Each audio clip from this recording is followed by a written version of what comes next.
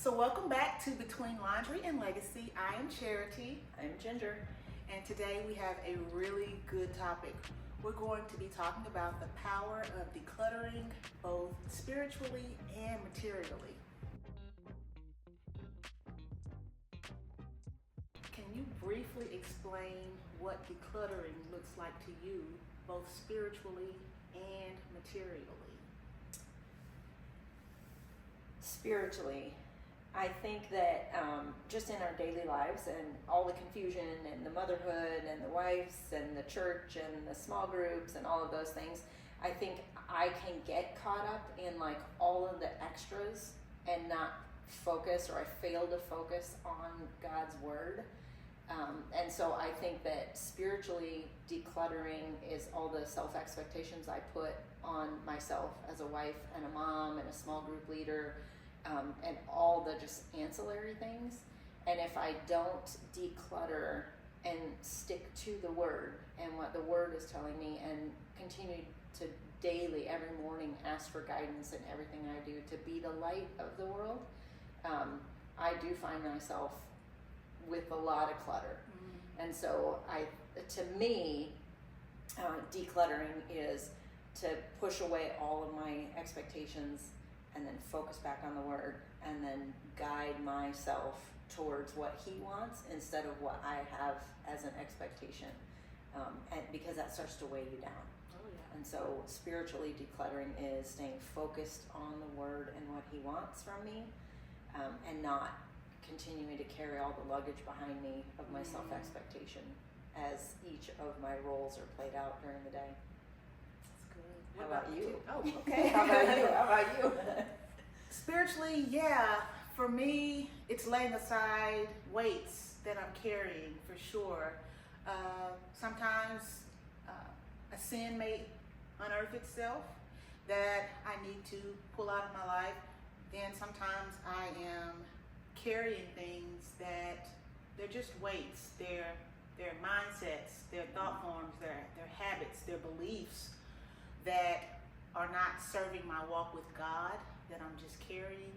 I'm practicing that, and I have to lay those things aside. It's like it almost becomes a barrier between me and God. Right, the relationship. Yeah. Mm-hmm. Yeah, it's the wall of shame. It's the wall of shame, and that luggage is a good analogy too. Yeah. It makes your walk harder to have Yeah. to carry certain things all the time, everywhere you go. And he tells you not to leave it with him.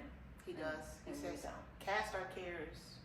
He tells us to cast our cares upon him because he cares for us. And he says, lay aside the weight and the sin that so easily besets you. And it's very important to stay connected with God, like you said, because he will convict you through the Holy Spirit to take that inventory and say, this is what I need to let go, or I'm not exhibiting the right fruit in this area. Right. I need to lay that mentality or that behavior down. Right. Prune the things that dim your light. I like that. Yeah. Prune the things that dim your light. Yeah. What about materially? I am, and this is probably like every mom out there, if it's from my kids, whether it's a card or I literally have a flower that our youngest boy has picked, that he picked for me probably 4 years ago, and I still have it in my makeup drawer, and it is like been bumped around and whittled and dried up, but I try and keep it in this little vase that is in my makeup drawer. I know I should probably prune it and let it go, but things like that from the kids, I probably have kept every birthday card, Mother's Day card, things like that. But when it comes to stuff around the house, or I don't have a difficult time packing it up and sending it on to Goodwill, or wherever that needs to go. But it's with the more memorabilia, sentimental mom, or like any card that my husband's got me, things like that.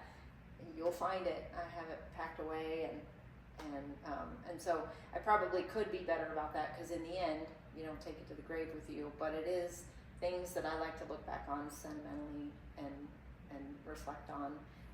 And pictures with iPhones and everything, you can carry a zillion around with you for memories. We were just going through some of them.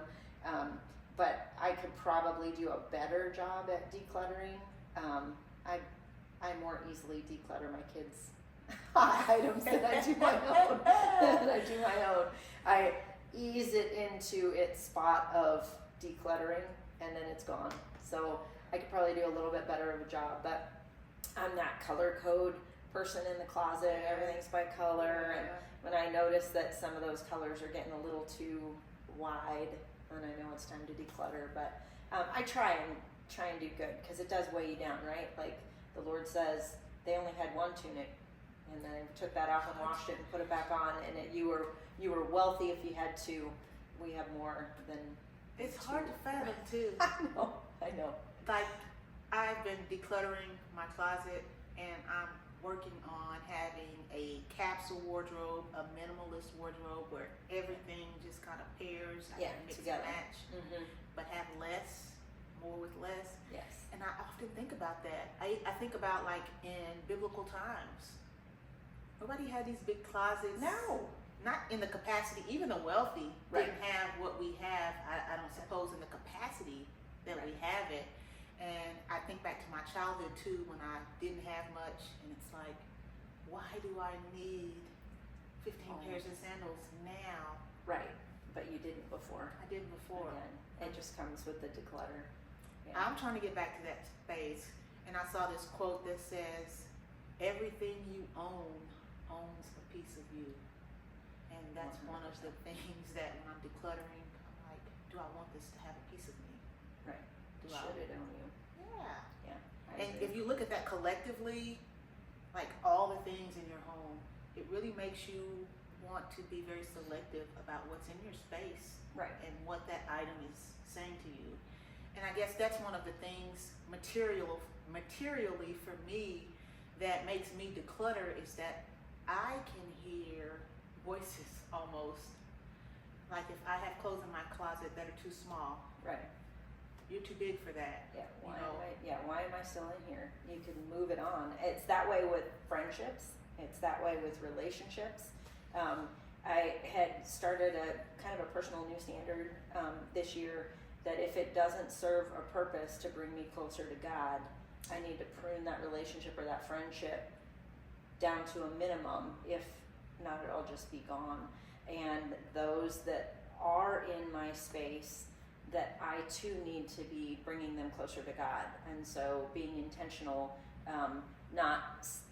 not trying to clutter up the relationship, but being very intentional about, sending a text or a message or a note or a card or something to, again, brighten the light and not dim it, and hopefully be there in times of need, so that I'm an asset, and those voices are telling you this is good, you're nurturing this relationship, instead of just having it be too much. Because I think with too much, whether it be material items or you were asking about decluttering in your spiritual life or material life, when you have too much, you can't hear.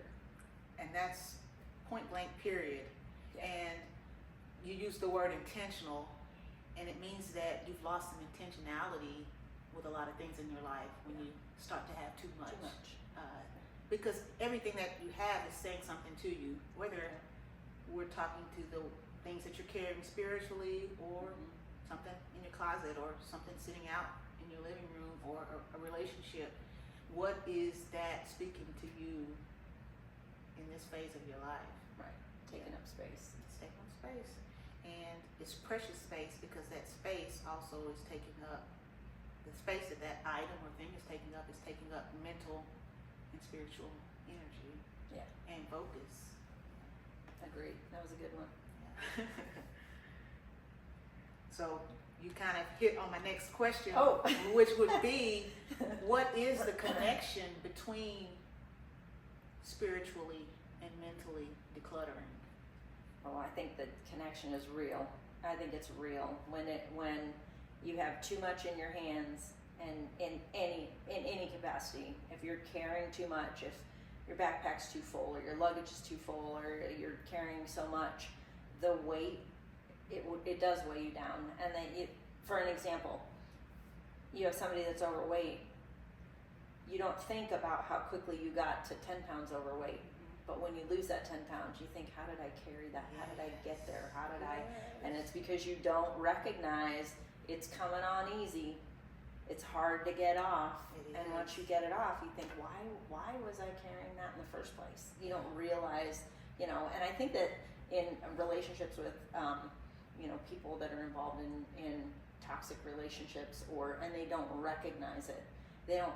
People around you can recognize it. They don't recognize how they got there and how bad it truly is and how it is dimming your light or weighing you down until you can finally get rid of that load. And so spiritually, physically, I think it all plays a part. I don't think that they're two separate things. I think they all play a part. I agree. They're very much connected. One affects the other and vice versa. And what you're carrying and holding on to naturally is kind of a representation of what's going on spiritually, and what's going on spiritually manifests as what you're doing naturally in the material world. And so I noticed that if I look up and I'm struggling with holding on to things or keeping things that I needed to let go of, past seasons, whether that be clothes, whether that be people, whatever the clutter may be in the material world, I immediately have learned to look within spiritually to see what is going on that I'm not letting go of things. Yeah, that while I'm you're holding on to it. Yeah. And they say you can't grow like this. You have to grow like this, That's right. which is very difficult in most seasons, in most times, and God forbid we've never experienced like the loss of a child or something like that, or our immediate families are really still intact. But to watch people that want to hold on to, like a passing of a child or a passing of a spouse, where I'm just going to keep things the same. I'm not going to move their stuff. I'm not going to change her room. I'm not, those types of things. I mean, God forbid we have to experience it, but understanding that holding on so tight isn't giving you the ability to actually see the grace that God has for you in whatever that season is for you. And it's the same, that's like an extreme, but even with the smallest of things, I mean, we find ourselves not in Charity's house though, because her house looks like a magazine. No. But even moving something around from one space in the counter to another, it's still sitting there. Right now I have a duck sitting on my counter, because the kids over the summer, they thought they got this little duck with this little speaker in it, and it's supposed to be in the pool, but it's been on my counter all summer. But it's for that season and that moment and that time. The duck needs to find its way to the Goodwill. Oh, not to the pool, to Not to the Goodwill. pool, yeah, because the dog will get it now. So yeah. So again, that's decluttering, but it's a season, and it reminds the kids of that summer. And at some point, I'm gonna have to help it declutter its way out of our space. And you're gonna feel so relieved. Yeah. Once it's gone. Yeah. It's like you're gonna realize how much the duck was bothering you. Exactly. Obviously, it was because I'm talking about it on the podcast. But that's how subtle things are. Yeah, and you don't even recognize it. But I moved the duck this morning. Yeah. Like it's the duck. And isn't it crazy how it starts out as a positive memory, Yeah. and then when it's time for it to be gone, we're almost not even conscious of when it became another type of memory. Another item on the counter. Yeah. But that's where I don't think that they're two separate things. I think the mental and the spiritual, just monetary and spiritual, all comes together. And it is amazing how easily I can become attached to something. And it's something I've really been working on. Yeah. Because I've noticed the longer I live, when I travel, I just don't, when I go out the house, I'm barely carrying a purse now. And they're these little nano bags. Yeah. Like, What you need. Just what Just I what you need. need. I don't want to have to keep up with, carry a bunch of stuff. And when I travel, it's like I don't care how big the trip is, it's going in a carry-on bag. Yeah, I'm not taking anything but a carry-on bag. Speaking of that, I saw a clip the other day of a plane where they had to do an emergency exit, and so many people were coming off that plane with their carry-on.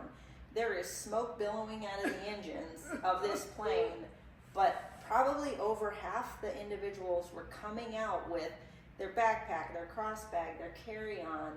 And they tell you not to do that. They Right, say if just something happens, Grab get it off, and get off the plane. get yourself and get off the plane. Right, with smoke billowing out of this whole thing. Like, on the exit ramp, you could barely see people coming off the plane because the smoke was so full, Wow. but they were coming off with carry-on bags. And I'm thinking, that applies right to your question. You had life or death, you had to bring that bag with you. That's sobering, Yeah. for sure. Yeah. And I wonder what I would do. Yeah, no, that just grabbed me. Would I be trying to get my purse? Exactly. Give me that Cell bag. phone. Yeah. And in the end, it's like I know none of that can cross None of it the goes threshold of life and death with me. And if I really was truly fighting for my life, I would need my hands and my body as free as possible. Yeah. And that's how I'm trying to envision my life in general now. And when the house flooded and we had the work done, and when the contracting people came Yeah. and to do the remodel, we had to move out of here, and it was very eye-opening because we thought it was going to last a certain amount of time. So we took a certain amount of clothes to the rental, and it was not a lot. Right. It was just enough. It was just enough. Somebody passed away, so I had to come in here and dig out a dress to go to, a memorial service. But other than that, I managed just fine. Right. Off With of the little you had. the little I had, and also coming and going, like moving out and moving back in. Yeah. To have to transfer The stuff. the stuff. Yeah. I didn't even take a lot, and it just felt like, Why do I have this stuff? Yeah. And I said, when I move back into this house and get everything put away, I did a ton of decluttering before I left, but I was like, I know for sure though I can do some more because Right. I don't need all of this stuff. And I noticed that the less I have materially, and I'm not asking God to just destroy my home or take my things away, but the more you have materially that you have to maintain, take care of, keep an eye on, Right. tidy it up, the less energy you have for Him. Right. And for everything, most importantly, including Him. And I've heard that said in a sermon before. You got a bigger house, you got a pool, you got an extra vehicle, you've got a toy, you've got whatever, a razor, a boat, whatever those things. Now you are invested in that, whatever that is for you. And I think and this might be on a tangent, parents that have kids that do sports, it now occupies every aspect of who you are, what you do, where you're going. Yes. We can't go to church on Saturday because so-and-so has a game, or whatever it is, it takes away from all He's asked you, and that's to be in relationship with Him. Yes. And so all of the things, make it more difficult if you can't find a way to declutter. So setting priorities and holding to those priorities and teaching the kids that this is, at minimum, our relationship with Him comes first. And so, again, decluttering spiritually and monetarily, it all comes with how we prioritize what we're willing to give our time and energy and space. So, you gotta keep focus on that. It really does say what our priorities are. Yeah.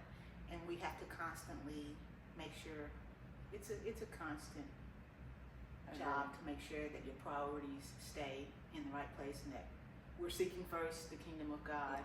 Agreed. So that everything else kind of falls in place. Yeah. What signs do you notice when it's time to declutter spiritually and materially? What do you start to see? Spiritually, so I'll be transparent. in July, our church does it at the movie series. So y'all go to my church, you'll know exactly what church that is.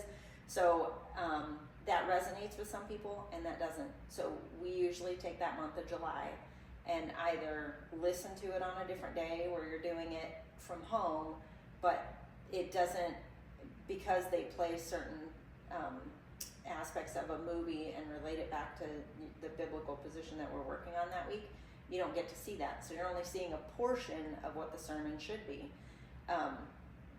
I notice in the month of July that although our family is doing something that we enjoy because we're boat owners and we do enjoy that as a family, it starts to weigh on the lightness of our family and our relationships and our home. And because to be committed to that, you gotta pack it up, you gotta make the sandwiches, you gotta load the boat, you gotta do all these things, then you're out for the full day. And we try and make it a big memory. I was raised kind of as a lake rat also, so you know, you're out all day, then you're going to dinner after, and then you still got to come home and clean up and get, you know, it's a full day, if not weekend process. By about week 2, the end of week 2, that starts to take from relationships and attitudes and patience and, you know, those types of things. So I notice, although we're trying to make core memories, it starts to clutter my spiritual relationship, and then you're focused on material relationship, and again, you those things are what I notice is that we get too heavy, we get disconnected, even though we're trying to connect, we're losing perspective and focus on the relationship with him first, and we're making a priority on something else. And it's something that we have to work through because my husband truly enjoys being out on the water. And we truly enjoy making those memories because they were memories for me still, like in my 50s. I remember that was an every weekend type of thing. But it takes me, because of the monetary value that we put on it, it takes me away spiritually from my relationship with God and my relationship with those that I love the most. Okay, And wow. so, yeah, even though it's something good, your question was, how do you know, or what do you feel when you start to feel like you need to declutter? And it's a fine balance between making the core memories and keeping your focus on your spiritual life. How about you? When I'm starting to struggle materially, I can start to notice problems with being clean. Like, I keep my house at a certain level. Outside of being sick or, you know, if I start to kind of come unglued spiritually, then it's going to manifest as clutter in different pockets. Things are not put away, things are not dealt with. And it's a reflection of things not being dealt with inside. And it just manifests that way on the outside for me. And then it creates this circle of things are not being dealt with, things are laying around. Those things laying around materially start to talk to me. And it puts me in a negative headspace. And it affects me spiritually. They just affect each other. It's like a circle. And vice versa. If spiritually I'm struggling, then it's going to affect me materially, and then that could manifest in different ways. How my house presents, how I present myself. When I'm just not all the way there, the intention and effort that I put into myself can slip. I can also find myself looking to self-soothe in inappropriate ways, such as shopping. And that shopping is something I've kind of gotten away from. Because underneath it, a lot of times there's not a need attached. There's something else attached to it. And so I try now to shop based off of a need and having the space for that thing in my life. And when I'm not,